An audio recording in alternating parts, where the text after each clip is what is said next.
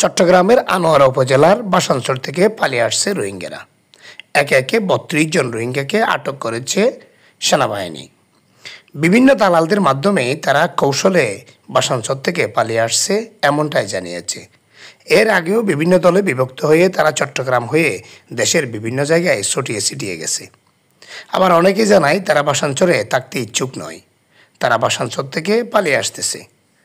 দালালরা তাদের থেকে টাকা সংগ্রহ করেছে। দালালদের দেওয়া টাকা থেকে তাদের জন্য ভাড়া করা হয়েছে নৌকা। বিভিন্ন দলে বিভক্ত করে তাদেরকে আনোয়ারার বিভিন্ন সমুদ্র সৈকত এলাকায় তাদেরকে তোলা হয়। এরপরে নানান কৌশলে তাদেরকে গাড়িতে তুলে দেওয়া হয়, তারা ছড়িয়ে ছিটিয়ে যায়। আবার অনেকেই রোহিঙ্গা ক্যাম্পে পালিয়ে আসে। উখিয়া টেকনাফের রোহিঙ্গা ক্যাম্পে এরকম অনেক রোহিঙ্গারা পালিয়ে এসেছে, যারা স্বইচ্ছায় ইতিপূর্বে গিয়েছিল বাসানচরে। তারা এখন নানান কৌশলে দালালদের হাত ধরে পালিয়ে আসতেছে এমনটাই জানিয়েছেন স্থানীয় প্রশাসন। মাহুল আলম মিনার, ডেস্ক রিপোর্ট, ITN নিউজ।